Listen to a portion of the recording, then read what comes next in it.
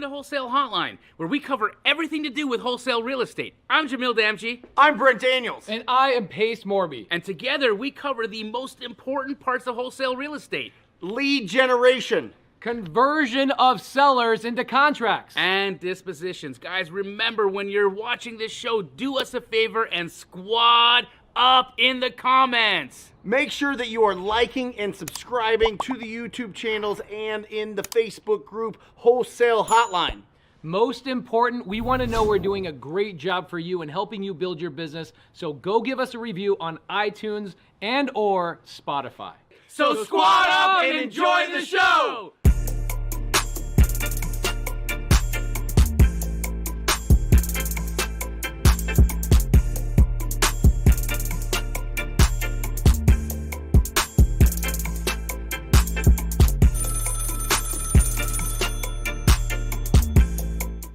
There they are. Welcome to Wholesale Hotline number 195. I'm your host, Brent Daniels, Mr. TTP, Mr. Talk to People. And I'm here with Jonah Korchin. My name's Jonah Korchin. I am a TTP subto Astro student, and I'm here to answer questions. I'm the hybrid. I am a student of everyone. I study everyone, take the best of everything, and then make a ton of money with it. So, and don't worry, guys. Pace will jump on here in just a bit. I know that's what you guys all want to hear and see. So don't worry about that. Jamil is taking the evening for his family, but I wanted to read from Inman News. Do you guys subscribe to Inman? It's a fantastic real estate. I guess they're just journalists, right? In the real estate market, and a couple different things caught my eye, which is really interesting. The first one is that United Wholesale Mortgage is hiring 1,000 loan officers. 1,000 loan officers right now. Do you know why? I don't. Because they feel like there's going to be a huge amount of opportunity in the marketplace in 2024 because a lot of people are going to refinance because You think the interest rates are going down? That's what they're saying. Yep. Interesting. Interest rates going down in 2024. Well, you look at what the Fed, what was going on with the Fed, and they said, when it comes to inflation, right, it is down a few points from where it was a year ago. What is it at right now? Do you know? So there's two different things they look at, right? And I didn't know this. Maybe you guys knew this, but they're looking at like goods and then they look at services. Right. Okay. Goods has come down dramatically. It's like half of what it was from an inflation standpoint, but services are still really high. Yeah. People are still asking a lot for their services. So until that really comes down, they're going to still be messing around with the interest rates. So just look for that. It's interesting. It's really interesting. They're saying it's about 5% right now. But the price index for consumption expenditures went from 6.6 to 3.4. We still got to be at 2 though, don't we? Yes. So we still got a little bit of time. I don't know. Maybe this is my professional opinion is that we still got to go up a bit. I don't know. I think we might hit at least 9 interest rates. I think so. Before it goes down. How do you think that affects wholesaling? I mean, honestly, what it means is you just got to buy deeper, right? Yep. Like at least my main market is Northern California. I would say a lot of our buyers, like when interest rates were 3%, they were buying at 75%. Then they went to 70. Now they're starting to go down to like 67.5-ish, sometimes 70. Honestly, to me, it's affecting emotions more than actual data, at least in my market. Like home prices have basically stayed flat, at least in my market in Northern California, in the Bay Area, and Sacramento. It's been kind of flattish, but it's emotions, right? Because when you see 8%, that's a big number. People are like, wow, when's the last time before now? When was the last time it was 8%? I don't know. Well, if you probably look, before I was born, I think. If you look at the history, the average is about 7%. Really? Yeah. Wait, when was the last time it was 8%? 2000? 2008, 2009, 2010. Really? Yeah. Okay. Right before the Never crash, mind. it was No much higher. Much higher. Gotcha. But they had different loans, right? You could have loans that were adjustable and where it would start out at 1% interest for 3 years.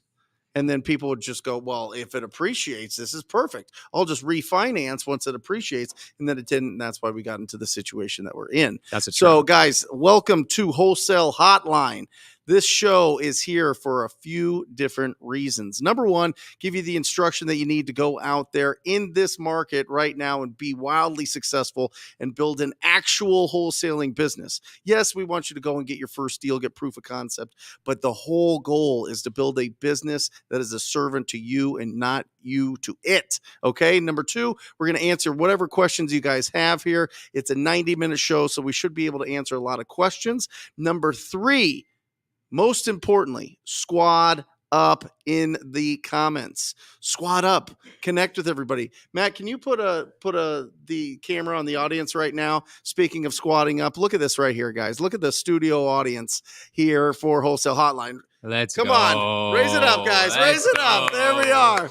Absolutely incredible. So if you guys have questions too, we got the mic here and you will be on today's show. I just want to say also, I have made so much money from the comment sections in Wholesale Hotline. Like I have been just like I do a lot of disposition wholesaling in Northern California, right? So especially when I was just starting out, I would constantly go into the comments, just be like, hey, if you have any deals in Northern California, I've got, back then it was like 1,000 buyers. I'll be able to sell the deal. And I was able to make so much money just networking with other wholesalers. Guys, I guarantee you're going to be able to make $10, $20, $50,000 just from the comments. You could I bet you could not call sellers. You could just go into the comments on Wholesale Hotline and make like a decent salary just from doing that every single time you could quit your guys job. do this. You could quit your job just from the comments section. Just from the show every Monday, guys. It's live. It's all that there's a few different places that the show is showing right now on Pace Morby's YouTube, Jamil Damji's YouTube, Brent Daniels' YouTube, and in the Facebook group. So make sure that you guys are connecting and you're posting where you do business so people can connect with you. Because there are people, Jordan, we were talking before the show, he got his first deal, locked it up, did a great job, and then got super nervous. He inherited the motivation of the homeowner. You know what I mean? Yeah, I get what you mean. You know what I mean? It just becomes I got to get this pain. sold in the next 10 days. Was able to connect and find somebody in a Facebook group? Yeah, Facebook group. Awesome. So guys, make sure that you guys are connecting in the chat. Here's the other thing. Listen, Open Door is planning on buying 2,000 properties a month. Open Door. Do you know what that do you know what that means to me? What does that mean to you? That means that the hedge funds are coming back. Yeah. Because we all know Open Door is the gateway to the hedge funds. What Open Door does is they buy properties that are in pretty decent condition. They clean them up. They make sure that they don't spend more than 5% on the renovations. And then they either put it back on the market, but they make really good profit selling to the hedge funds. And the hedge funds are looking for cleaned up, ready to rent properties. And so with single family residential being a asset class that the hedge funds are interested in, this is their pipeline. Their pipeline is use Open Door, have them spend the millions of dollars in marketing, and they're connected with eXp Realty. So now eXp Realty on their website has, do you want a cash offer for your property? And it's just Open Door. Gotcha.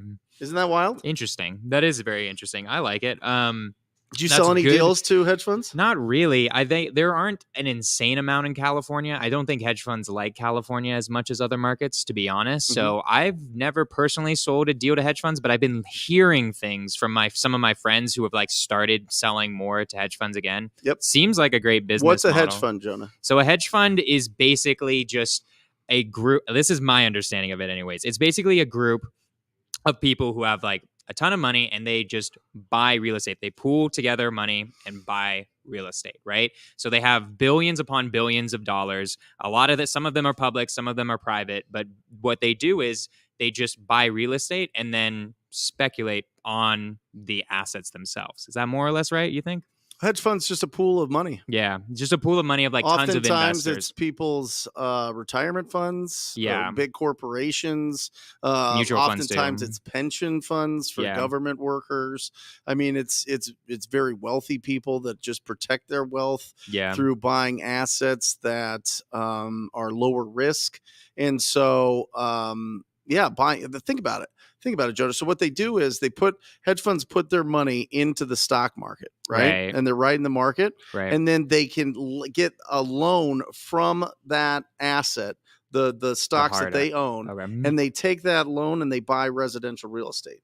So they're getting a return from the stock market and they're getting a return from real estate. That stuff makes me so scared, though, because there's things, guys, if you take loans from your stocks, it depends. But like if your stock starts going really down really quickly, a lot of times you're forced to sell a lot of those stocks. So I don't know. I hate certain loans. I'm not a fan of real estate loans when it's fixed rate. Like you were talking about with the variable interest rate with that 1%.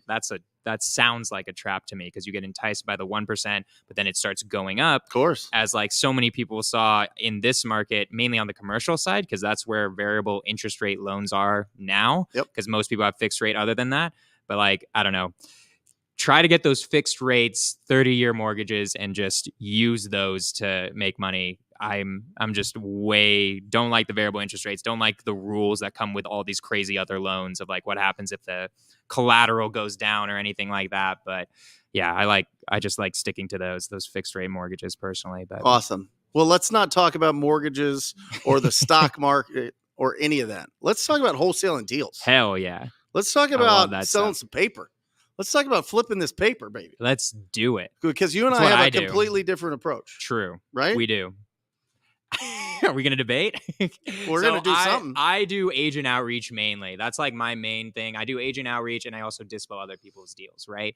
Now, I feel like this debate is constantly raging on in this podcast, which I really like seeing because Jamil's here and then there's you and then there's Pace. But there are so many good things about agent outreach in general, just so many benefits. One is it's really free. Like actually, if you want to do it for free as much as possible, you can do direct to seller freely, but I feel like it's a lot harder to do free in comparison to real estate agents. Yeah. Because I could go on to Compass today. We go on to compass.com and I can find all the agents' phone numbers and they are real, legit data and is the most accurate data ever. I love that. I love that it's free. I love that I can still get pretty dang big spreads from it. And I still have control of the contract. So the problem with dispo wholesaling is I don't usually have control of the contract. Usually the act wholesaler does. Yep. But I have control of the contract in direct agent, which I love. And it was free. And there's that relationship. And you've talked about this. This part you will agree with me on this is a relationship business. Yep. It is completely dependent on how good are your relationships everywhere. I think something that wholesalers forget a lot of times is like you can sell deals higher if you have a good relationship with your buyer, for instance. If you have a good relationship with a hard money lender, if a buyer tries to screw you on a $125K deal, you can close on it and then like resell it afterwards and not have to worry about somebody screwing up, right? So I kind of went on a tangent there, but what I like about agent outreach is it's really free. It's I think the sales process is a little bit easier than direct to seller. I think direct to seller is much more hard sales and direct to agent is much more business to business. You still have control of the contract. And then, yeah, you can like, I have like 3 agents who are my agents and they at least send me $20K a year without me doing anything, without me following up with them. Well, listen, I've said it for a long time. You find 30 to 50 agents or other wholesalers that send you one deal a year, just one deal a year, and you're set. Yeah. Right. So building in the referral side of your business, the relationship side of your business is really, really, really critical for long-term sustainability. Yep. It just takes time. It takes time to build those relationships and to make sure that the agents that you work with, the investors that you work with are really looking for the type of deals that you know you could sell. True. And you have to have a really good buyer database. But you can get those deals. It's not like it's a super long time to get your first deal. It takes a really long time to develop that relationship. But to get a deal with agent outreach, I think most people could do it in 3 to 4 months. So tell us how. So basically, the way you would start with agent outreach, I'll go through every single, like the three main things of agent outreach. I would call them the three departments, I would say, which is, I mean, it's the same with direct to seller too. It's outreach and then follow up and then, well, it's really outreach and then intro call and then follow up is really what I would break it down into those three sections. So outreach basically is go to brokerage websites, write down give all us specific. Tell us exactly where to go. Go to literally like Compass.com, exprealty.com. Okay. Look up if you don't know brokerages, literally look up what are the top 100 real estate brokerages in America and just go to all their websites, right? Most of all of them have find an agent on there. All of them. Every single one has a find an agent section on it. So then you go to that find an agent section and then usually they'll let you filter by county. They almost always let you filter by city. And then once you click that, they have every single person's phone number and email listed right there. You put that into an Excel spreadsheet. Okay. And then you can do one of two things. It depends on your how you like to outreach. I personally like texting. So what do you mean, from your cell phone? Well, there are tons of softwares out there. I think the one you guys should use is Astro because it's Jamil's software and it's absolutely amazing. That is an amazing software all of you guys can use in order to and you're in Astro. Yes, I'm also in Astro. So I'm an Astro Flipping student also. So Astro Blaster is a great tool. There are so many just different texting platforms. It doesn't really matter, but Astro Blaster was made for that, so I think it's a great one. If you want, also you can upload it to a dialer like Mojo or any of the other ones that are really good. And then just outreach to them, right? If you guys are like, hey, I want to go down the texting route, but I don't know specifically what to text, you guys can, if you follow me on Instagram, my name's Jonah Korchin. It's JONAH KORCHIN. If you go to my Instagram and click the link in the bio, there's I have a little link in there that's like my 100K plus per month business for free. I give away all my templates. I give away everything. I give all the texting templates in there, literally anything you guys want. So if you guys want like what you actually specifically say to an agent, that's a really good place to go. I'll also say it now here. It's really basic. It's like, hey, like the first message is really generic. It's like, hey, do you have any, like, hey, my name is Jonah. Like, do you have any fixers? They almost never respond to that one, right? And then it's like, do you have any fixers? Yeah. Or do you have any fixer uppers? Do you have any like real properties? estate? Just real estate, By the whatever. way, guys, connect here. We got a cash buyer for you, so make sure that you guys connect. All right. I love it. Right. And then after that, my next text is basically like, hey, did you get that text? Like literally, it's like, hey, did you get that text? Right. And then the next one is a bit of a pull away, which is like, hey, like, I was just recommended to you. I really heard you were great in the industry. If you're not really doing business, then don't worry about it. And then they always respond to the third one because they're like, whoa, what the heck? This is actually a real person. This isn't like some robot thing. Right. Because what they get is just, I'm an investor, want properties, blah, blah, blah, blah, blah, blah, blah, over and over and over again. And I like putting in there where it's like, no, like I'm real. You know what the beautiful thing about reaching out to agents is? It's a commercial number. Yeah, right? exactly. So even if it's on the do not call, it's their commercial number. Yeah, like I don't think it's really dumb for them to put it on the do not call. Right. Because like you put the number on a website somewhere so that you can freaking get business, right. You know? Yeah. And then basically you do that, they respond, you call them, and then you have an intro call with them. And I teach this in TTP. Like there is like really 4 steps to having a good intro call with an agent, in my opinion. Number 1, introduce yourself. Please introduce yourself. Say your name and who you are. That's right? important. Like people forget that sometimes. It's pretty funny. Yep. So it'll be like, hey, my name is Jonah. I'm a real estate investor in the Northern California area. And then I like saying, you're a realtor in Northern California, right? I like doing that because you want to know, like sometimes they're not a realtor at all, or they're like in Phoenix or something because there was some mistake. Make sure they're actually a realtor in your area. Then you're like, great. What I do better than anybody else is I solve sellers' problems. That's what you're saying. That's what I'm literally saying. We're like, we could be in like a. By the way, what up, Pace? Okay. And no. Oh, okay. he's in there. Maybe he's frozen. I don't know. I think you're frozen, brother. Yeah, I can't hear him. So I'm like, hey, what I do better than anybody else is I solve sellers' problems. So if you know of anything, whether it's in pre-foreclosure, tax liens, whatever it might be, my goal is to be the tool in your tool belt that you use to solve that problem and get you your commission. And that's the third part. That's like showing your heart. You're doing a lot there. You're showing your heart. You're showing that you actually have credibility. You actually have a business model that's a bit different than everyone else's. Yeah. And so I really like that. And then you say, this is also really important to remember. Do you actually know of anything like that right now? Right. And then they'll either have something. Obviously, they have something. Go through the 4 pillars. Do like collect all the info. If they don't have anything, this is really important in my opinion too, is, hey, thank you so much. I really appreciate you taking the time. I know you're super busy. I cannot wait to get a deal with you.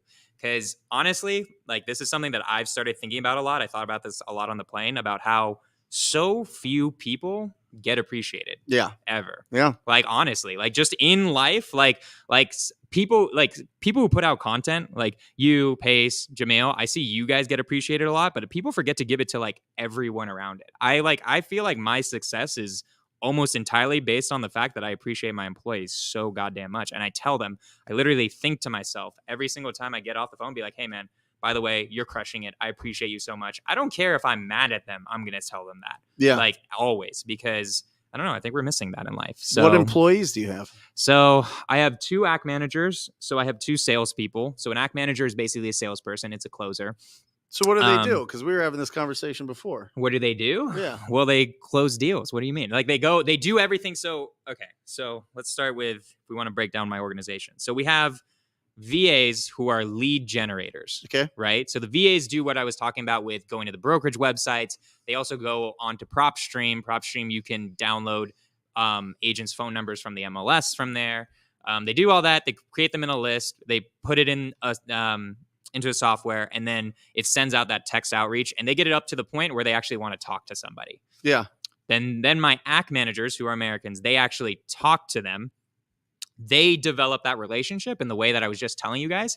And then the system keeps following up. And then whenever they have a deal, they talk to the agents. They break down the deal, see what's good, negotiate if necessary to get the deal done, do whatever it takes to get it to a signed contract, basically. Yeah.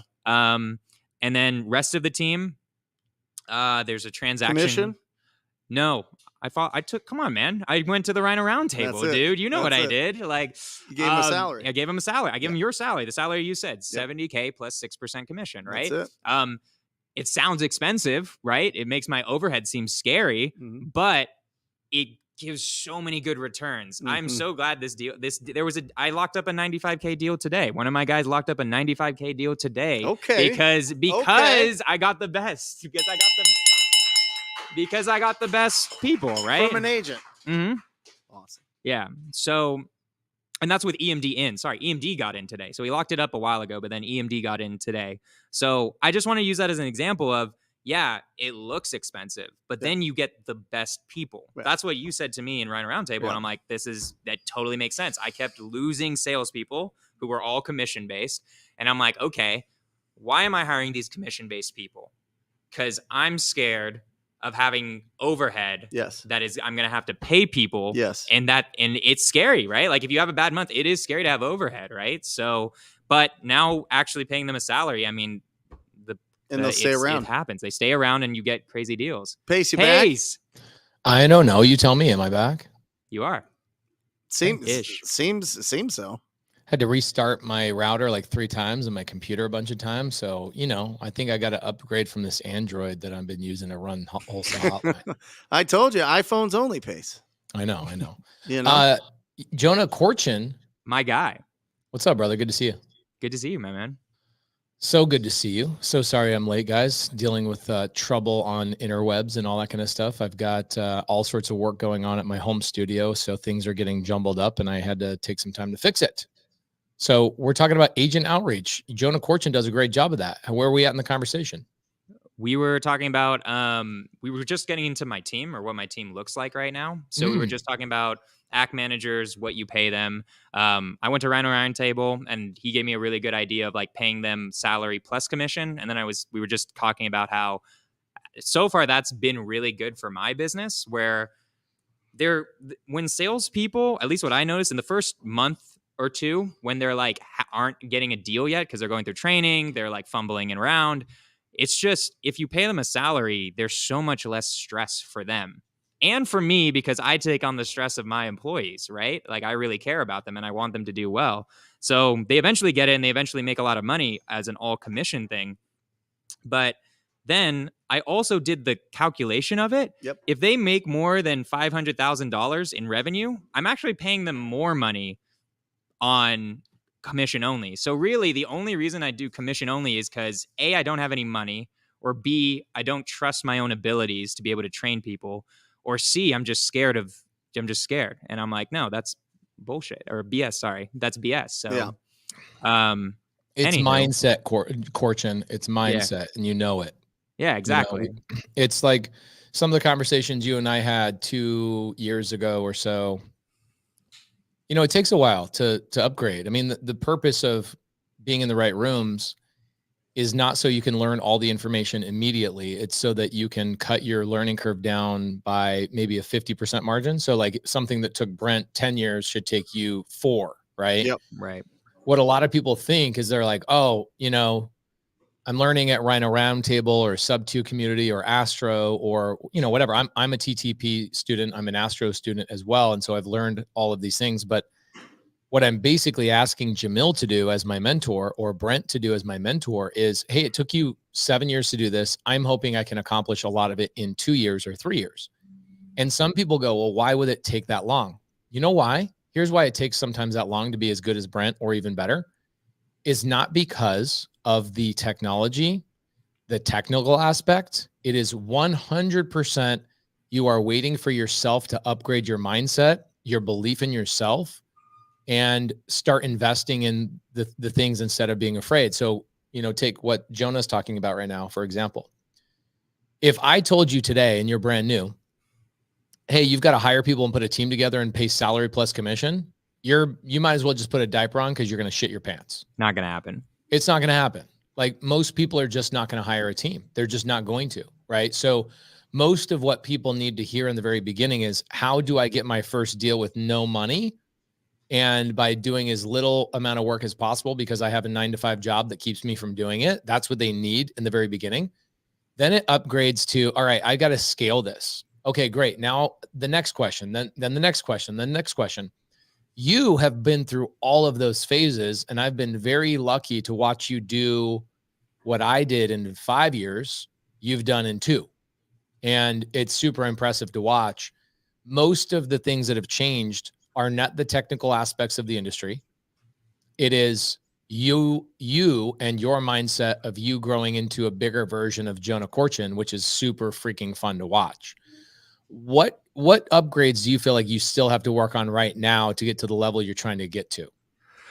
Wow, that's a question. First off, I want to say thank you, Pace. Also, I'm blessed to have you in my life, because obviously without you, you've put I have different mentors for different things, or I have different ideas of my mentors. You're the fire under my ass constantly. So like, even though I might not be specifically talking to you about a specific issue at any point, I do ask myself, I ask myself, what would Brent think about this? What would Pace say about this? What would Jamil think about this?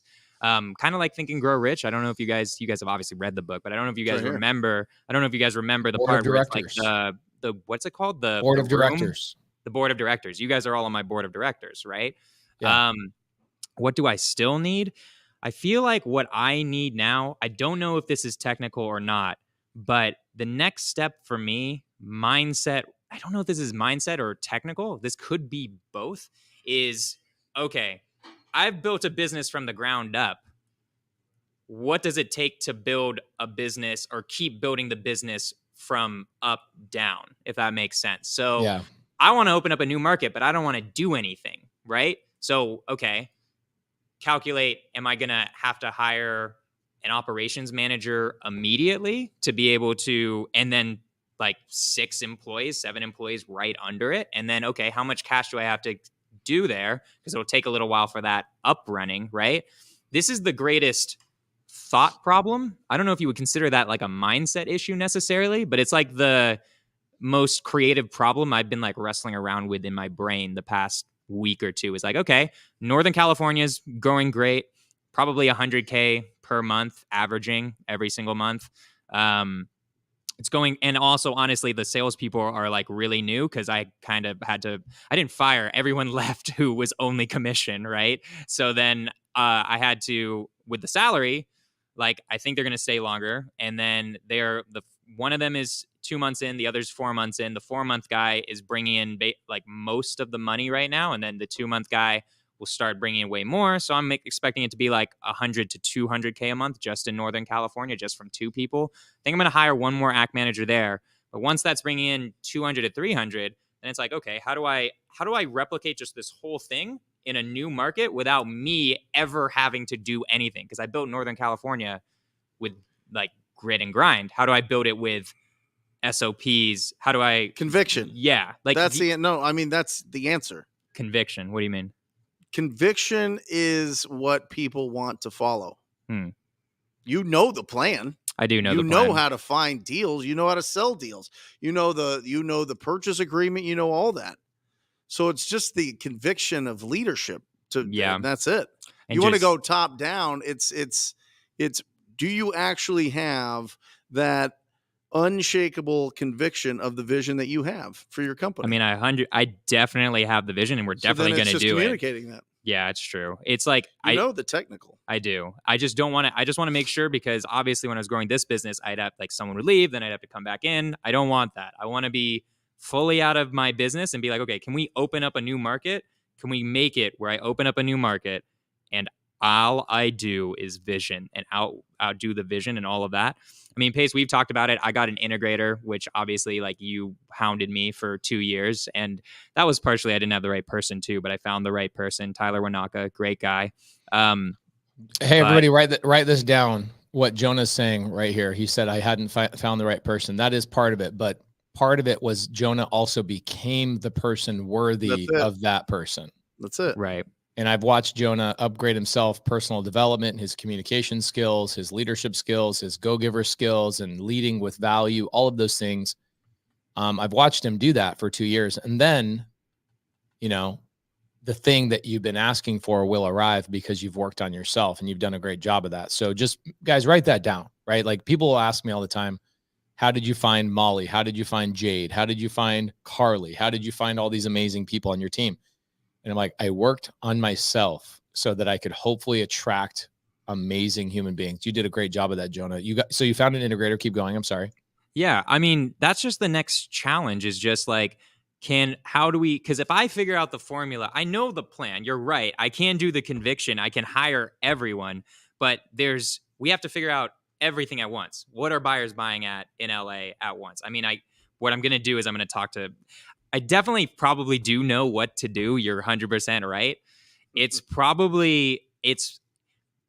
because like I could just be like, I feel it, let's go, right? I just like being strategic about it and making sure that, okay, how much money am I going to need? How much stuff is there? And then we're going to probably do it probably Q1 of next year. We're probably going to open up a new market. And then also there's all other sorts of stuff like social media. I mean, like obviously I got that from you too, Pace. That was a blessing from you from the mastermind I went to in Subto. Literally, that was I'm wearing it right now. My whole podcast, Scorch the Fears, which some people in this room know and are watching know that podcast. That was created at your mastermind, bro, because you finally hit me with that's why social media is important, because it brings you everything you need in your business. It brings employees, it brings deals, it brings private money, it brings literally everything there. And then rooms start opening up, even at my very tiny social media level. Like my claim to fame is like 8,000 followers on Instagram. But nonetheless, still to this day, people come up to me and are like, oh my God, I love your content. It helped me out so much. And it also gives you that gift, right? So it's like social media, how to monetize that. I don't know. This whole thing doesn't have to be about me, but there's a lot of iron. Well, let's jump in the Q&A for a second. Here we go. MMA plug question. I closed 4 deals last month for 50,000. I have one caller at the moment, but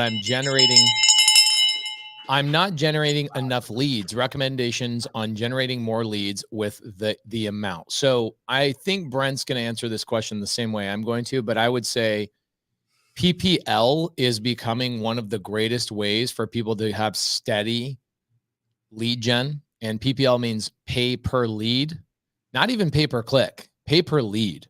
There's companies out there, literally hundreds of them, that are quality companies that you can just pay $125 for a lead that are primarily vetted. We have a student named Jeff Smith out of Houston. That's his entire market. That's what he decided to do. When his callers were bringing in the money, started putting a little bit of more money into PPL. And I think that Joe Homebuyer or Brent, what Brent is doing in the back end of his lead generation, I think the majority of it's coming from inbound marketing, paying for the leads, buying people's attention and buying their eyeballs with leads on the internet. More and more people are spending time on the internet, and there's no laws and regulations on how to give somebody an ad. Versus, it's really hard to start cold call now. It's getting more and more challenging. It's almost impossible to text people right now. Does it work? Yes, it does work. But is it as effective as PPL, pay per lead? Brent, what are your thoughts? Yeah, I mean, first of all, continue doing this because you're making 50K this last month. So that's, if it's working, keep doing it. But I think, yeah, I mean, all roads in my business space, all roads lead to pay per click. Pay per lead's great, but it's an auction. So if pay says you go buy paper leads and it's a smaller market, you're going to pay more and more and more. So get in there now while you can. But pay per click you have control over. So, I mean, they're both great. It just depends on what market. So we've been doing pay per lead pace here for the last 90 days, 0 deals. So wait, pay per click, you said? Pay per lead. Oh, pay per click. All roads lead to pay per click, in my opinion. Because you control the lead. You control it. Okay, yeah, cool. It's your lead. But there's more competition there, right? I mean, they're not just filling out your once you get into people calling you when they're ready to sell, you better have your skills down. You better have your conversion skills down. You better have your pre-qualifying, your lead follow-up skills, and your offer presentation skills. That conversion part of your business, which those are the 3 things: pre-qualifying, lead follow-up, and your offer presentation. You better have those really, really, really solid, or hire somebody that's really just a natural at sales. Yeah, I agree with that. You'll see a lot of people that join the industry and they jump into spending a bunch of money on direct mail, spend a bunch of money on PPC, and they're $15,000, $20,000 deep into marketing and they haven't gotten a deal yet. And they come on Wholesale Hotline and go, what's going on? I'm spending money. Leads are coming in. It's like, you have no process. You have no follow-up. What you're saying to these sellers actually does matter. So, starting out with direct to agent or direct to seller or referral or JV is always an easier way to go because you can get into the game without spending any money on marketing. So MMA plug, I would actually ask the question, are you doing enough JV deals where you have somebody on your team just literally dedicated to JV deals? Maybe my free Facebook group. Jonah, have you ever gotten a deal out of the free Facebook group?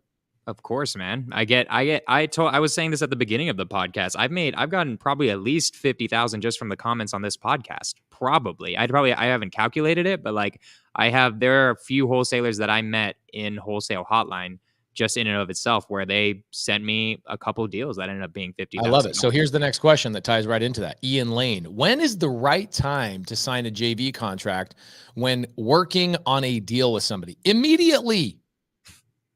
Immediately. It's not really even necessarily a contract. In my opinion, it's a gentleman's agreement.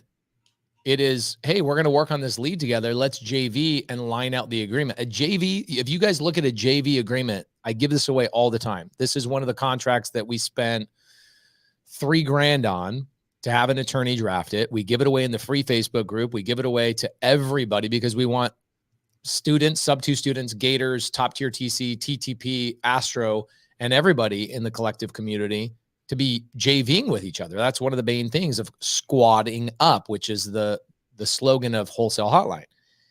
You should have the terms of your agreement. You're going to bring the leads. I'm going to do X. If I do X, I should get blank percentage of the deal when the deal does X, Y, and Z. That is a JV agreement. Talking about it on the phone is not an agreement. Texting about it is not an agreement. Having a JV agreement is an agreement. So I would say immediately, the second somebody says, hey, I want to start JVing with you, cool. Send this JV agreement. Tell me what you bring to the table in the JV agreement.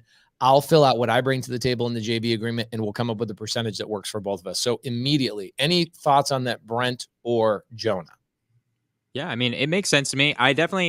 When I think of a JV contract, I think of it for a single deal, which it's different. If you're talking about, I would almost call that a business, a partnership of some sort. Now you're not like an official partnership. I guess like if you're like, hey, you're going to bring me leads constantly, I think that's a great idea to be like, hey, let's sign a contract. Let's be absolutely clear. Because what Pace is really getting at here right now, guys, is you need to make expectations so abundantly clear that whenever the screw up happens, because there's going to be some sort of screw up at some point in business. That's what it means to be in business, guys. It's actually requirement to fail in order to become successful. So there's going to be a failure at some point. The JV agreement is just such a clear way to be like, remember, you do this, I do this, right? So what he's getting at is have clear expectations. I think that's great. If it's a single deal, I personally sign the agreement if it's just for one deal, one time, whenever there's a purchase contract. But if it's like an ongoing thing, I think that's a great idea. Yeah, and it sets the expectations of the relationship. You know what I mean? Like this is what you're going to get. This is what I'm going to get. And it makes it professional and it's not amateurish. And then at the end of the day, there's no wiggliness at the closing. You know exactly how much you're making. Nothing is worse than going to the closing and you think you're making 10, 12, 15,000 and all of a sudden it's 6 now or something. You know what I mean? You're like, what happened here? You know what I mean? And so, especially with people that are just starting out, just getting going, and you don't really know the relationships yet. Sometimes, people pull a fast one on you at the 23rd hour. They do. Make sure it's in writing.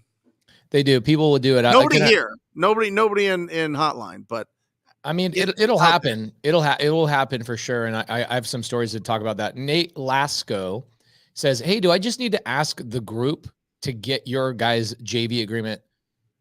Nate, just so you know, your R letter on your keyboard is accidentally being replaced by your E, just so you know. Carly, will you do me a favor? Carly, we adore her. We love her. Carly Grunman, will you put the JV agreement in the side chat in Wholesale Hotline so everybody can get the JV agreement, please? Okay, so today, check this out. And maybe these guys are on here. If they're on here, great. I hope they are. Today, I'm coming home from getting my blood drawn. I'm getting a new whole life policy to do more lending. I've tapped out my first whole life policy. I can't keep up with how many like Gator deals I'm doing. So I got a new whole life policy. I draw my blood and I'm like, dude, I need a protein shake. I fast and then I got my blood drawn. I hate getting my blood drawn.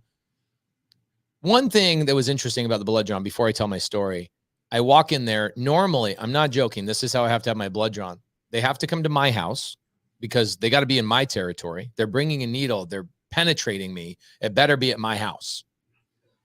And my wife has to hold my hand and put her boobs in my face. No exaggeration. This sounds, I want to be coddled like a child when I'm getting my blood drawn.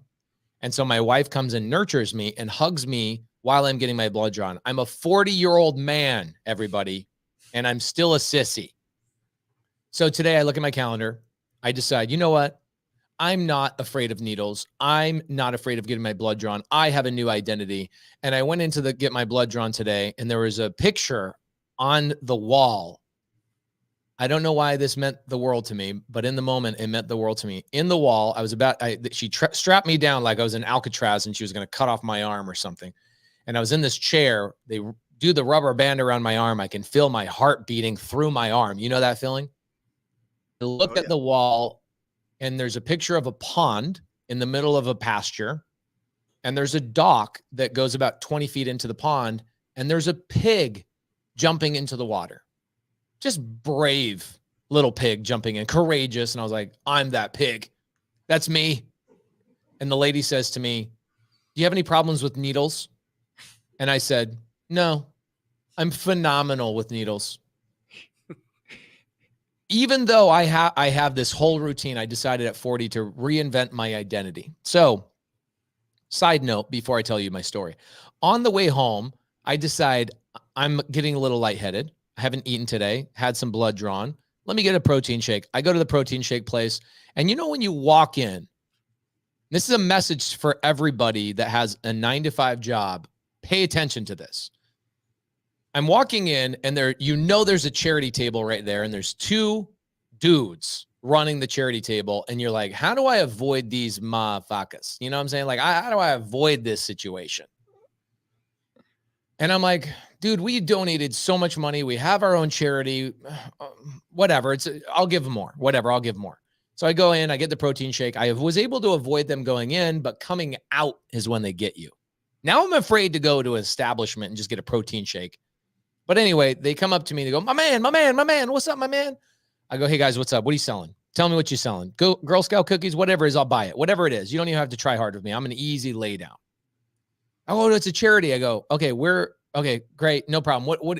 Who am I donating to? How much do I donate? They pull up this chart and it's like bronze, silver, gold, platinum, diamond, blah, blah, blah. And it's like 100, 200, 300, 400. I'm like, damn, y'all are getting people to donate this much money and like off the street to this charity. I go, dude, I'll give you $100. You know, he's like, oh, that's great. Nobody's giving $100 today. But thank you. And as I pull out my Venmo, my dude asks me, he's like, well, dude, you already got the Venmo over. Let's just bump it to $200. All right. No problem. I give him the $200. And I look at him and I go, how much are you going to make this year doing this job? He says, 35 to 40 grand. I'm like, okay, how much money do you have to raise from people on the street To pay for yourself. to pay for the 35 to 40 grand? He says $100,000. Mm-hmm. I go, I'm going to tell you right now, dude. And if you're here, there's 2 of them. I gave them the live streams for tonight. I was like, guys, y'all need to be in here tonight. You need to be in this live. Okay. I'm not sure if they're in here. If you guys see them, please tell them. Because I said, DM me. I'll take you on a ride along. I'll introduce you to my students, whatever it is. But I look at him and I go, I'm going to tell you what you just did right here is 1,000 times harder than wholesaling real estate. Convincing somebody you've never met before to donate $100 to a charity, meanwhile, they're avoiding you and you still were able to get their attention through an awkward moment. Bring them over, get them to pull their cell phone out, go to Venmo. As the Venmo's open, bump them from $100 to $200 just to make 35 grand in a year. And I said, by the way, statistics show that charities, on average, do you guys know how much charities donate out of $1? Do you know what percent goes to the charity? 9 cents of $1. Wow, 9 cents actually makes it to the children. And I said, wouldn't you rather just learn how to make $200,000-$300,000 in a year and give away 40 grand than be working for a charity that's only going to give 9 cents of every dollar and 35 cents is going to go to you? He's like, yeah, but what you do is hard. I go, bro, I'm telling you right now, what you do is 1,000 times harder than wholesaling real estate, fixing and flipping real estate, buying and holding real estate. In my life, you would not catch me on the side of the street getting people to donate to charity because only 9 cents of their dollar is going to charity. And he's like, bro, you just broke my mind. What should I do instead? And I immediately thought, like, what's something that won't cost these guys any money? That they could come in, they could get value, they could connect, they could get contracts, they could get friends, they could do the thing. Because he says to me, He goes, do you know Bradley? I go, yeah, I was showing him a text with Brad. Do you know Grant Cardone? Yeah, here's a text with Grant. I was just with him. Do you know that? I go, bro, I know all the people. What do you want to know? He goes, well, I bought their courses. And I go, don't ever buy another course in your life. What you need is a community. Yep. What you need are people that are going to fill in the blank spaces of your understanding and help you get to the next level. He says, what's your best piece of advice? I said, I'm going to tell you something my friend Brent Daniels told me. And Jonah Corchin, you brought this up. Brent Daniels, to me about 5 years ago, comes to me, Jamil, Jesse, Annie Evo, Steve Trang, Max Jimenez, Rafael Cortez, and he says, you guys are my board of directors, but I'm gonna weed you out every year. I want to know how much everybody's making, what business you're doing, what revenue you got going on, because I can only hang out with killers. But he didn't tell us that he was going to do this. He just invited us to a meeting at his office, closed the door, put a wedge under the door so nobody's ass could get out, and then started grilling everybody saying, how much money are you making? What are you doing in your business? And how are you going to go up 20% or 40% in the next 12 months? Guys, the number one reason I'm successful is because of the people I am around. It is not because of the strategy. It's not because of the technique. It's not because of the economy. It is literally because of the people I chose to spend my time around that force me to become a better version of myself. And I asked this kid at the charity thing today, I said, who do you go home and hang out with? He says, well, nobody. I'm like, bro, you got tattoos, 30 tattoos on your face. There are people you're hanging out with that also have 30 tattoos on their face. Am I right? He goes, yeah, you're right. Okay. Let me tell you something. He goes, but I've chosen not to hang out with those people anymore. I'm hanging out just I'm keeping to myself. All right. Write this down too, everybody. When you hang out with people better than yourself, doing more than you, being more than you, having more than you become 15% more efficient every 90 days. You become 15% better every 90 days. When you hang out with people that are losers or beneath you, you become 30% less efficient. You become 30% less motivated every 90 days.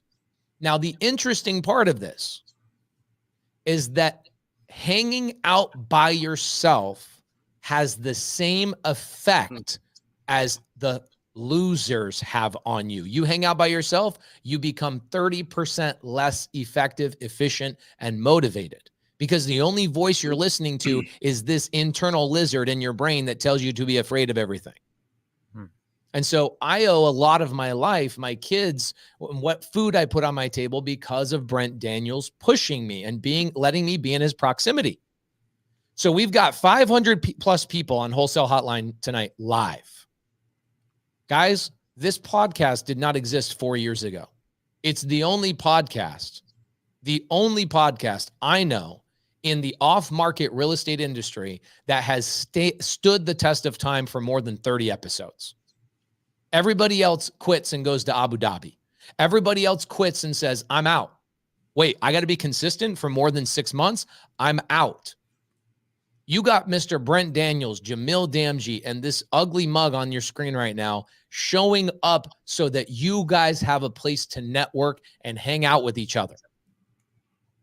Take the gosh damn time to network with each other because there's people standing on street corners right now trying to hustle a charity to you so 9 cents on the dollar can go to a kid because that's the best option he has. That guy has one option, and it's what was put directly in front of him. The fact that you guys have access to this right freaking now is mind-boggling to me. It did not exist 3 years ago, 4 years ago. Take the time and leverage this amazing resource because we can all agree that there's people out there right now wondering, how do I make 30 grand a year, 40 grand a year? And I look at these boys and I go, guys, if you're not making 40 grand a month in this industry within 12 months, you're doing something wrong. That's like foreign money to them. That doesn't even compute in their brain. And so you look at Jonah Corchin on the screen, guys, he is a guy that's carrying the torch that Brent Daniels lit 6, 7, 8 years ago. The torch that Jamil wrote, that's put together back in 2002 when he did, or 2006 when he did his first deal. It's your guys' job to pick up the gosh damn torch and help the next people in line. And some of those people are in the freaking side chat praying for you guys to connect with them and love on them. So take some time, do me a favor today. Show an attitude of gratitude and connect with at least 5 people today in this free live stream. Okay. Jane says, believe you me, I am grateful for the communities. Guys, they didn't exist 40 months ago. Nope. Okay. Think about what we're doing. Think about this. Not only is it one line of people carrying a torch, it's spreading like wildfire all over the country. And looking at what Jonah's accomplished in the last couple of years, it's impressive, guys. For him to go, oh yeah, I'm doing $100,000 a month in California and I want to open up another market. I like Jonah. Okay. But I'm not anything special. Jonah's definitely not anything special. And I can tell you, most of Brent's brains are in his arms. And that's it. We are not that smart. And we are still making money. You do not need make the most money. It's true. I'm telling you. I mean, you're absolutely right. You got to be around people doing more than you. If you're a white belt walking in for the first time, you want to be around the black belts. That's just what it is. If you're just hanging around with a bunch of white belts, then you're going to always be a white belt. And there's no point there. I remember, Pace, I just went up to NAU for the 20-year anniversary of our championship team. Damn, bro. Don't be dropping that like that. And guys, just so you guys know, if you couldn't tell, look at Brent's arm. He was definitely on that championship football team. No, but listen, I grew up in Gilbert, right? And I was the fastest guy in Gilbert. Easily fastest guy. I go to NAU, not even close, not even top 20. You know what I mean? But it made me get faster. It made me get stronger. It made me like really put in the extra work, because talent will get you to a certain place, but the discipline gets you so much further. And when you're around disciplined people, that's what he's talking about. He's not just talking about people that theorize. He's not talking about people that stand in front and they pontificate again about all the ways that you could potentially be successful. We're talking about what really works, and it works if you do. You know what I mean? And so it's one, putting in the discipline day in, day out of building something special. But again, having that conviction that you are maybe 10 or 15 or 20 conversations away from completely changing everything financially, everything. And with finances, this is just at least my experience with finances, because I've lost it all and I've had a bunch, and I'm a lot more confident when I have a bunch. I am, because I know that I earned it. It's a lot I know better. that I put in the work. I know that it is just compounding all of those days that I was doing all the things that I never wanted to do, but I surrounded myself with people that were talking to more people than I was. You know, it's funny. We talk about Monique Walker and the special relationship with Jamil Damji, but she would wake up at 6:30 a.m. She would get up at 7 o'clock. She would be on the phones, 7 o'clock to 11 o'clock every single day. This woman had millions in the bank every single day. She would get up and call from 7 to 11. She still does it to this day. Every single day. And I was doing it from 9 to noon, and I felt like I wasn't doing it much. And then I would go to her house, literally in her house, in her den, and she would just be going bananas and going crazy and she would be calling people. And she's an agent. She was calling canceled listings, expired listings, for sale by owners. And you were around that, and all of a sudden it just levels up your game. That's all it is. And you're absolutely right. Listen, we are not in the industrial age. We're not in the information age anymore. We're in the social age. Yeah, 100%. And if you don't build social, you're going to be behind as a business owner. Yeah, you're going to be behind. You have to, just like Pace was saying, you have to give it back. you have to give it back. You got to get as loud as possible. You're experiencing this with your own social media right now. Yeah. And I just want to say, I really want to add this on to what Pace was talking about, because Pace constantly reiterates this, and it's completely changed my life, that you were talking about this, how it's literally a torch. So you saw how Brent gave it to Pace and Pace gave it to me, right? Because I was Pace's student. I've been Pace's student now for like 3 years.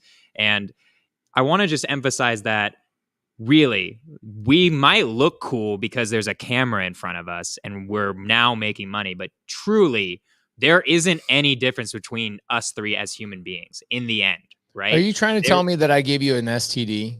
No, yeah, I'm not. A social media transmitted disease? Yeah. Yes, you gave me the social media Brent, disease. I get it from Brent. I give it to you. It's a social media transmitted disease. Yes, that's it. 100%. And what gave me the disease the most was the fact that you said, Jonah, could you teach someone how to make $100,000 a month? And I was like, yes. It's like, how dare you hide that from the world because you can't get over your own goddamn self. Yeah. Right. You said that to me at the mastermind. That was like 2 years ago. I've said that right? to you at least a dozen times. You said it a lot to me, and but that was the time when it clicked, where I was like, wow, I'm actually an a-hole for not doing social media, I was in the communities. I was helping people out in the communities. Right. And social media lets me and myself go out of these communities as well. And it's amazing. I see people send me stuff and like different things. They're like, oh my God, that reel, I made $10,000 from it. Oh my God. Like when you helped me here, you don't even know it. You sold my deal in Northern California. I'm like, amazing. Right. So I just wanted to say that, guys, there's actually a moral imperative of everyone who's watching it. Everybody in this room, everybody who's in the chat, all of you can make businesses out of it that make you $10,000 a month, $20,000 a month, $40,000, $100,000, $1 million a month. And you not doing that, and then you just made 95. Yeah, I made 95 on today. one conversation. Yeah, that was that. That's one conversation. My act manager did, which is even the cooler part now. That's the cool part for me is like I feel my pride is now in not that I can get deals, that I'm really confident that I can teach other people to get deals. Man, I wish I could take this video clip and go send it to yourself 3 years ago. Yeah, like, I know, right? There are so many conversations, Pace, where, yeah, that would be crazy to see. The reality is you've done it in half the amount of time that I did it in. It's it's incredible. You've done a really, really great job. Here's a good question. Yep. Damon says, hey, Brent, is there a difference in the acquisition process when buying a property that the seller is a trustee of the property? Sure. There's probably a lot of family members that want a slice of that, and the trustee is the gatekeeper. The trustee is the one that is making sure that that they get the most for it or get what it's worth and taking care of the whole process. It's usually the most responsible in the family in our experience. And so, they're the decision maker. And now there's a lot of other decision makers that are pouring honey in their ear and trying to get more or trying to think of different strategies. But at the end of the day, their opinion is what matters. Yeah, I love that. Angie Milanazzo, just so you guys know, everybody in the Astro and Subto and TT communities, we are doing the largest charity real estate has ever seen. November 22nd, we chose a company, or a charity rather, called Family Promise. We are not donating money or food. We are bringing coats, clothing, shoes, etc., to families who are on the verge of homelessness. This is on November 22nd. Super excited about this. I actually am flying out to Los Angeles to do the chapter in Los Angeles. We have a little over 140 chapters led by Subto community members all over the country, all the way from Hawaii to Maine, where we will be donating millions and millions of dollars worth of coats, shoes, other things to these families who are on the verge of homelessness. And what's going on is a lot of them are working at Walmart or lower income paying jobs. Rents are now, national average rent is over $2,000 a month. And if you're making $16 an hour and you've got a kid or two kids, how are you surviving? And so Family Promise helps out with that. So just so you know, Angie Milanazzo is running the Colorado group. Thank you to everybody that's joined in on that charity. I'll put a link in there. It's a great way for all of us to connect. It's a great way for all of us to get together and do something really special for the people that are going through this. The link I'm going to put in the side chat right now so you guys can join us if you want. Come out, hang out with the Subto community, hang out with Astro, hang out with TTP students, and give back. We are calling it Subto Gives Back. This year, I don't know that we're going to win any sort of award for it, but I think next year we're going to shoot for a Guinness World Record in terms of giving. Okay. So, Rogelio. He's put this a couple times, so I just wanted to address it. Can you put a property under contract while waiting for the probate to finish? Ooh, this is such a great question. It's a tricky one. The answer is yes, but it's not a legally binding contract. And so what I do, and I have taught this for years, is I get the seller under what I call a social contract, right? A gentleman's agreement. And so I tell the seller, I say, look, this just gives me comfort to know that I'm going to go and work on this probate with you, and I'm going to go work on these things. And you have at least put in writing that you intend to sell the property to me. However, Rogelio, the reason why it's not a legally binding contract is because the responsible party has not been named until after the probate is finished. Mm-hmm. And so what will happen is I actually bought a deal from Brent this way 5 years ago or so. There was a seller that was in foreclosure and they had not gone through probate. Brent Daniels' team let me have the lead because it was no equity deal. I took the deal and I caught up. I did not catch up the arrears, but I did pay for the probate out of my pocket, knowing that I was putting that $3,500 at risk. Okay. Now that's what I told the seller. The reality is I found an amazing probate attorney named Rylis Dana. You guys have seen him on Wholesale Hotline multiple times.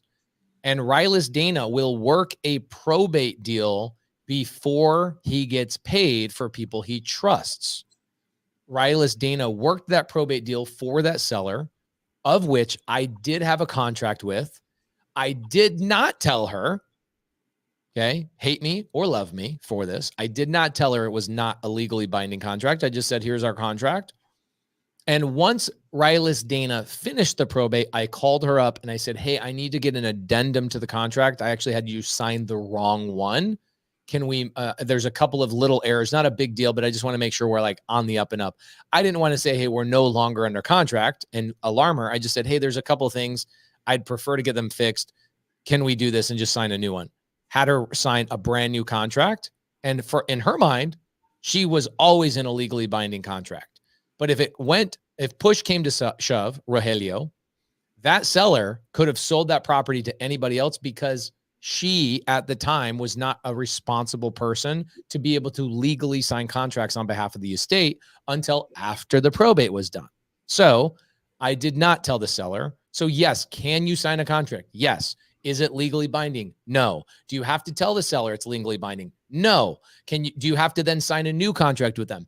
Yes, you do. The way I did it is I applied social pressure by saying, I will pay for Rylis Dana's probate cost to take your mother who had passed away through probate. And then I will buy this property subject to. So I have 5 dead people's homes. I'm trying to buy a 6th one so I can start a new LLC called the 6th Sense LLC, where I can put all my deceased homeowners sub-2 deals in one LLC. So yes, you can buy a deal from a sub-2 deal from a deceased owner. You can sign with a seller. Hopefully that answers your question. Best way to market to buy sub-2. I have a huge budget, no time. Just want to pour all my money into marketing to buy houses ASAP. Join the sub-2 community and stop being a sissy. Like, I don't know what to tell you. We are dominating the entire industry with creative finance deals, and you're sitting over there trying to market them for yourself, but you don't have time. Just join the sub-2 community.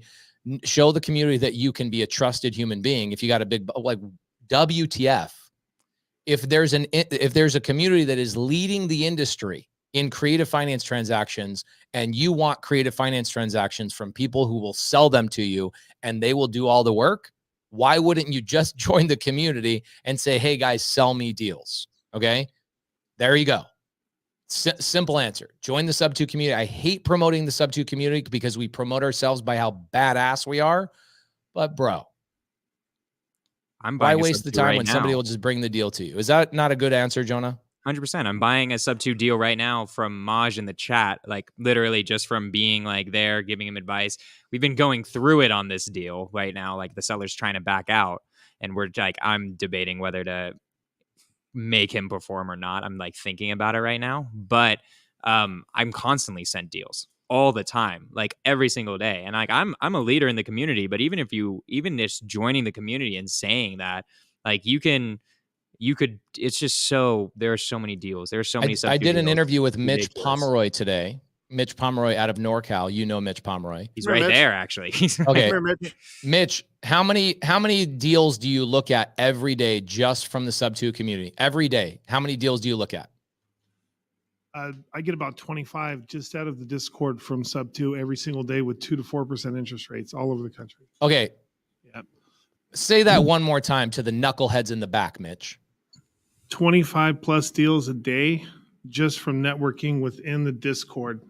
Because I didn't have social media for the past year. I barely got it back like 2 weeks ago. The Discord meaning the Subto community private Discord. Yeah, just the private Discord alone. That wasn't even. What percentage of deals do you think you're even getting to look at? Are you seeing 100% of the deals or maybe 1% of the deals? Oh, probably 0.5% of the deals that are out there. 0.5% of the deals Mitch actually looks at. So if you're trying to get your hands on deals, I'm going to say this one more time. Our community is leading the industry in creative finance transactions. If you are trying to buy creative finance deals and you're trying to do it on our free Facebook group, good luck. What you're going to do is you're going to have my community come in and gobble up all those deals, and they trade them within the group. They're in private Discords. They're having private conversations in a vetted private group. So when you say, I want to buy Subto deals, I have an endless budget. Mitch Pomeroy just said he looks at 25 deals a day with 2 to 4% interest, and he's not even getting to look at 1% of the deals that are having conversations in the back. How are they finding them? Multiple ways. We're doing a lot of direct to agent. We're doing a lot of direct to seller. I don't just teach one thing. We teach all marketing channels.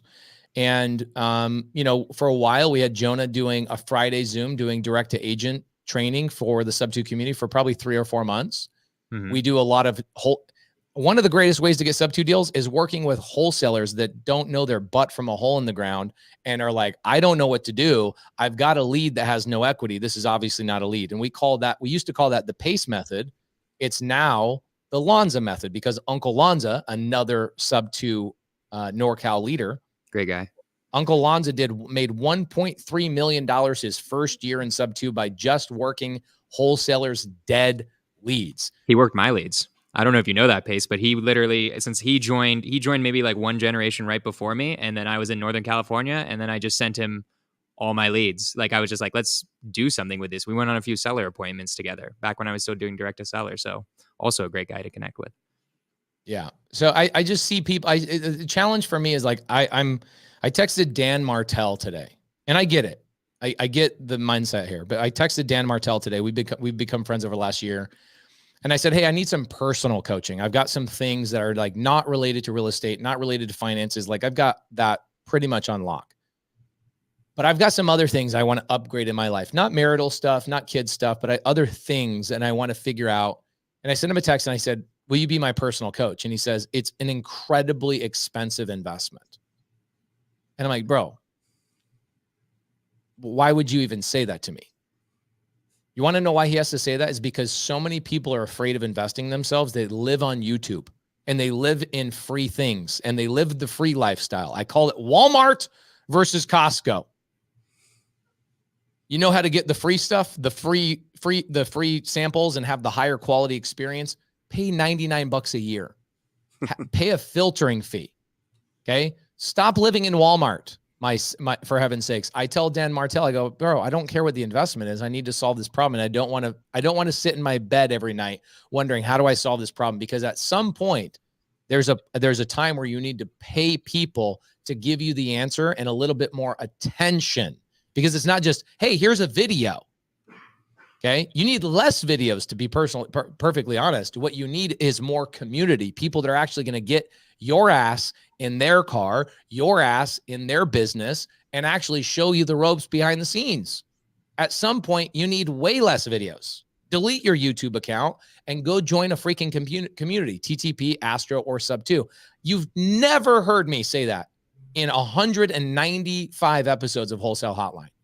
But it just gets to a point where some of you guys that are living in the free world and you're hanging out with other free people. Can we all agree that when you go to Costco, the quality of the human being is just a different quality of human being? Yes. Okay. Let's forget about the tooth count, how many teeth they have in their face. Just the quality of the people, the politeness, the flow, the experience. Guys, when you live in Walmart, you get the Walmart experience. And when you live in Costco and you pay the $99 a year fee, you live in the Costco experience. The quality of the people, the way you feel about yourself, the experience itself is 1,000 times better. Okay. So at some point, you just need to say, I need to invest in myself. I need to be around a group of human beings that are going to help me. ChatGPT ain't going to do shit for you. Another YouTube video ain't going to do shit for you. And to be honest with you, my book, Wall Street Journal bestseller, also ain't going to do shit for you. At some point, you need another human being to help you get through that next level. Jonah, did you just do it all through video? No, dude. I mean, I think back to this. The greatest thing I ever did in business was actually like within the first month I was ever in business was I had no money. I'm talking I had $2,000-$3,000 in the bank account. I was like in the Peace Corps, and then I started doing business and started doing real estate investing. I just joined Astro. I joined Astro. This was when Josiah was doing it. He caught me with an ad where it was like, what if you didn't have to cold call? I'm like, wow, that's interesting to me. Let's find out. And then they closed me. I didn't have enough money. I put it on a 0% interest credit card. And then you cold called. And then I cold called. And no. Yes, you did. I actually did. You cold called agents. I did. Well, what I did actually was I didn't follow the It's all program. talking to I didn't people. follow the program. I just used Josiah basically to help me figure out direct to seller, which is just a funny thing in general. Got $10,000. Immediately bought Subto. Immediately. I still didn't have any money. I'm like, fuck it. I'm in my parents' basement. Do I really need to leave the basement immediately? I saw you coming up, Pace. This was like July, August of 2020, and I was like, no. It's gonna be a game changer if I get into Subto early. And it easily was the best decision I ever made, was getting into Subto in 2020. Now, having been in it, like what is that, three-ish years? 3.5 years. 3.5 years-ish. Like every day I pinch myself, Jonah. I'm like, how am I worthy to be in this place? Like even Nita Patel, I saw her, check her out. Yeah. Nita Patel, a woman, okay? A woman, for you people out there that want to make that as an excuse. Nita Patel gets 3 to 5 deals a month by herself. Yep. Door knocking foreclosures in Chicago. Subto deals all day long. She made a post in Subto Facebook group today, and she said, "Hey guys, I've gotten a lot of attention. Pace has put me on a pedestal. I'd love to do a Zoom and show you guys how I'm doing this." You need a community of people. If your mentor is making it all about him, this is why those mentors are not in this business anymore. A community is so diverse that there's so many strategies you can jump into depending on where you are in the country, what's going on in the economy, what your budget is, because not everybody has the budget to go hire a big team. So you should be having live Zooms like Nita, who's like, she has no CRM. This is what I love about her. She has a spreadsheet, like legal pad. Yep. This is her entire CRM. Yep. That's crazy. That's her entire CRM. She's doing 3 to 5 deals a month. She hasn't been doing this for 3 months. She hasn't been doing this for a year. She hasn't been doing this for 2 years. She's been doing this for multiple years, every single month, consistently. And you need people that are all over the country where if you have a deal, like Jonah will get a deal and he'll go, "Oh, this is great. I can dispo this inside the community across the country without even picking up my freaking phone. I can just go, hey, Siri, text Maj and tell him I want a blah, blah, blah, blah, blah, deal sold." It's so easy. I love it. I have operators in like I tell people it's like the only reason why I'm nationwide and buying sub twos is because sub two's nationwide, and I will find the person who can operate the asset once I buy it from you, right? So it's incredible what you built, Pace. Honestly, like seriously, I bet you get this all the time, but it is insane how I now have everything I need without I don't need to go to the Q&As anymore, Pace, because I have everyone's phone numbers, Munif, Sam Singh, who's in the chat, everybody in there who just knows everything technical I could ever need to know. This is why I stopped calling my Q&A. What do I call it now? Family night. I call it Sub 2 Family Night. Yeah. Because you have every resource imaginable. And if you look at this, you'll get people that will go, hey, Nita Patel, how can I find your socials? I can't find you on YouTube searching your name. Now, you guys should definitely reach out to the community, but I'm going to tell you something. Our community is a clique. They're the hot chicks on campus. And at some point, you're going to try and get into that clique and they'll go, how do we know that you're not a knucklehead? Are you filtered? Show us your Costco card. And if you're like, oh, no, I shop at Walmart, but hey, can you walk into Costco for me and get me some of them $1.50 hot dogs? Hell no. Guys, join a community, be a part of the community. At some point, I'm going to tell you right now, people will DM me and go, hey, I reached out to your sub 2 community for help and they didn't want to help me because I'm not in sub 2. Do you blame them? Do you know how many scams are going on right now in real estate? People are taking people's money. People are stealing JV contracts and all sorts of things that are going on. Be part of a filtered freaking group. I will never go to a freaking real estate investor meetup association ever again. Once I know what a filtered room feels like compared to a RIA, I'm out, my guys. I'm out. Peace. I was a member of I was a board of director of the Phoenix RIA. And the second I created my own filtered group of people, I was like, I'm out. I'm done. I can't hang out with the people that are in the free group anymore because one, they don't believe in themselves. Two, they're not resourceful. And so, yeah, maybe I'm crazy. But guys, oh my word, join a community. I'm a TTP student. It was one of the biggest game changers of my life. I'm an Astro student. It was one of the biggest game changers of my life. Y'all are okay to go pay $40,000 a year, $20,000 a year for college you'll never use. But then you guys won't go into an actual community.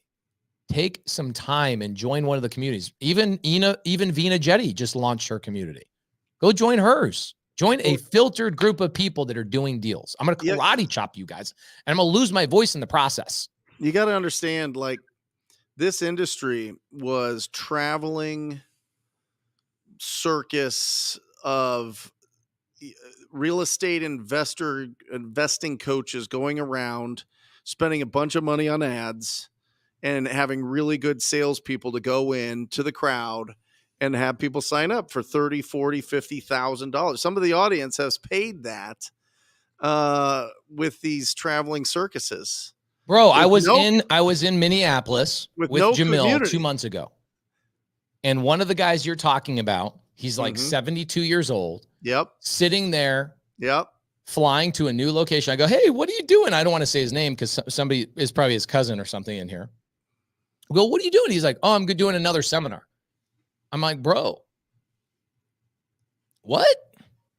Like, at some point, don't you own enough real estate? Don't you do enough thing? You don't need, like, can't you just do this from your thing? And these guys aren't doing deals with their students. Well, they're come literally up to us, just selling education. You know, they come up to you, me, Jamil, and they say, what are we doing wrong? I was making money before, and now I don't make any money. And the same thing over and over. How long's your program? Oh, it's 90 days. It's 6 months. Why not make it lifetime? Oh, that's ridiculous. I don't want people reaching out to me years from now. Why not? Yeah. What else are you going to be doing? I'm telling you, this is the social age. If you are not getting community with anything, whatever you want to do, you're going to feel good in your gut and whatever you guys want to go and be around and whatever. Just make sure there's a real community of people doing deals, like real people doing deals. That's it. If you're around people doing deals, all the technical parts are going to be figured out. All of the confidence parts are going to be figured out. You're going to get all of that stuff. And so it's got to feel good in your gut and go for it. Here's what's going to happen. Like Jenny B, I don't know if you're in sub 2 or not. because you have Jenny B. I don't know your last name, sadly. And it's like, hey, I would love to connect and learn how to do your deals. Here's what my students are trained to do. They're not going to stop and educate the free people on how to do the business.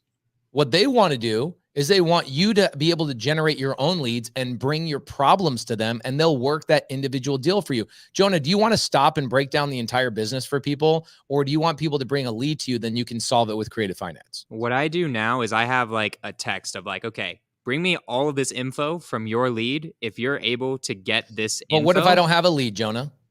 Well, if you don't have a lead, then what I'm doing now, or what I'll do is like, if you text me questions, I'll answer it because I really want to, but at the same time, but I won't get on the phone, because if I do that with freaking everybody, then you're stealing from somebody who's already done the work. Yeah, and I can't do my business anymore. So right. So guys, Jenny B, it's like, hey, you guys want to connect with all these people. Clive Kluwer says, why is this chat locked? It's not locked. Look on the screen, knucklehead. Okay. At some point, guys, you got to generate leads. Go into some previous episodes of Wholesale Hotline. You will only learn and get help from other people if you are bringing something to the table. Don't just bother people. Go, hey, I'd love to pick your brain. I'd love to learn how you're doing deals. You know how they're doing deals? They're generating leads. Go learn how to generate leads, and they'll help you close them. If you don't have leads, but you're asking people for help, how are they going to feed their family if you don't have a lead for them to close? Okay. Go and bring leads to the table. Pace, I don't know how to generate leads. Go to Wholesale Hotline, type in, go on my YouTube or go on Brent's YouTube or Jerry Norton or Jamil's and say, generate leads, and go and focus on generating leads, and then reach out to Nita Patel. Okay. Reach out to people once you have a problem, rather than just saying, hey, I want to pick your brain. You know how many people I get want to pick my brain? Let me tell you a story. Okay. We got 4 minutes. This is a 2-minute story, maybe a minute. I get a guy that DMs me and he says, Pace, hey man, why is your mentorship so expensive? I go, I don't have a mentorship. I don't know what you're talking about. And he goes, what do you mean? Don't you? I go, I have a community. And do you want to hang out with people in a community that didn't pay anything to be in there? He goes, oh, hell no. And I go, okay, so what's the criticism? He goes, I just don't have the money for it. I go, well, that's unfortunate, but I actually told my partner to raise the price. I don't collect that money. Josiah does. I go, raise the price. I want the filter to be higher. He's like, wow, man. What do you suggest for people like me? And I go, watch my free YouTube channel, generate leads, and then go to my students and say, hey, I've got leads. Will you help me close them? That's the best way to learn. Go work with my students once you actually have leads. And he goes, man, that, you know, and I go, dude, how about this? I'll spend an entire day with you, literally an entire day with you. If you let me record it on YouTube, you can ask me any question. Cause he says, this is literally what he says. He says, I've watched all your YouTube videos, bro. Nobody's watched all my YouTube videos. There's 2,400. Okay. I was there and I made them all and I still haven't watched them all. Okay. My goal with my free YouTube content is for you to learn how to generate leads and then bring them to my students, and my students can make money. That's the reason I have a YouTube channel. You guys, so he goes, I've already watched all your YouTube. I would love to just spend the day with you. I go, you know, people offer to pay me $25,000 and $50,000 to spend a day with me. And I say no to all of them. It's not worth my time. He goes, I know, but I have a ton of questions that you've never answered on your YouTube channel. I look at Eric, my video guy, I go, oh God, like what questions have we not answered on YouTube that like somebody in the free world has not been able to get? So dude, I say, come to my house, come hang out with me. Comes to my house. I drive him down to Tucson. Nice guy, by the way, really, really nice guy. I drive him down to Tucson, 2 hours to show him a $20 million asset I just bought on seller finance. And I drive him back 2 hours. Do you know what the first question he asked when he had my ear in a private vehicle and a camera on him? What was the question you think he asked? What's seller finance? What is the difference between subto and seller finance? And this is what and yes, Sam says same thing. How do I get started? Guys, I've answered the questions of how to get started. I've answered the questions about I've answered the overarching questions of what is creative finance 1,000 times. Now, if you want the 99% of the iceberg, you got to be in private Zoom so I can spend as much time as I effing want to spend. And I'll do 3, 4, 5 hour Zooms multiple times a week. But when you ask me, how do I get started? And you just got in a vehicle with me for 2, I go, I'm done. I'm no longer spending time with the free people. My students shouldn't even spend time with the free people if they haven't vetted themselves by generating at least one damn lead. I'm sorry. But the days of I'm just going to sit down and spend hours and hours with people that are not taking action, I'm over that. I'm done. 40-year-old Pace has lost one shred of his patience. Okay. Roy Newcamp says, damn, I'm pretty and I know that. Okay. But that's why a lot of our community will not just spend time with you and go to coffee with you, is because the overwhelming majority of new people are like, I don't want to watch the YouTube video on how to get started. I want you to tell me to my face what to do. And that's the problem. So you got to fix that. I know I've dominated the last 7 minutes. I'm very sorry. I am doing my Get Creative podcast immediately after this, guys. I decided not to do it on Sunday this week, but actually do it right after Wholesale Hotline. So right as we wrap up, I will be going directly on my YouTube channel, and I will be doing Get Creative tonight. And we can do a little bit more creative finance conversations. Brent, got anything else as we shut down? I'm so sorry. No, this is great. Listen, I love this show. I love the community. I love having the full room here, everybody connecting. So make sure that you guys connect after the show and get everybody's number. But that's what this is about. Winners getting around, having conversations, and sharing best practices. And you don't have to overcomplicate this business. One, you have to find somebody that's made a decision that they're going to sell their property. That's called a lead. And then from there, there's only a few different options to really discover what's the best route for them. So, just connect with everybody, but it starts with a conversation. You got to speak with property owners. You got to speak with agents. You got to speak with people all the time. That's how you build up your business. If you have questions about lead generation, there's a ton of videos on the Brent Daniels YouTube channel, Jamil Damji YouTube channel, Pace Morby YouTube channel, Jerry Norton YouTube channel. You can get all of that. There's no excuses. There's literally no excuses. And so just take massive imperfect action every single day and you win. That's it. And Jonah, thank you for being here. Yeah, no, I want to thank you guys for having me on here 100%. This has been so fun. I love it. And yeah, and if you guys want to learn stuff too, I also have a YouTube channel, not quite as developed as these guys, but they're starting to become much more longer form content on there. 3 weeks ago, I did 12 hours where I was closing agents' leads, and ended up just being a sub-2. It was all sub-2 deals. All the sub-2 members came out, submitted a bunch of deals. So it was just me talking to owners or talking to agents about sub-2, and got very, very close to closing one right there. Didn't quite get it there, but you can see exactly what Pace taught me, basically live right there for free on my YouTube channel. So if you guys want cool educational content about especially real estate agent stuff, that's on my YouTube channel. And then if you want to talk to me, follow me on Instagram. It's just my name, Jonah Korchin. I saw a few people putting on there. DM me. I will text anybody back to answer their questions. I have my own podcast on Mondays. It was this morning called Cash Flow and Coffee, where I answer all the questions inspired by Wholesale Hotline. So I just want to say personally, thank you both so much for being such awesome human beings. You're the man, Jonah. Okay, sorry. Anyways, I'm going to say I love you guys, and that's it. What's your Instagram? Jonah Korchin, my name. Love it. Later. Or just say squat up. So squat up and enjoy the show. Yeah. Yeah. Okay. 1, 2, 3. So squat up and enjoy the show.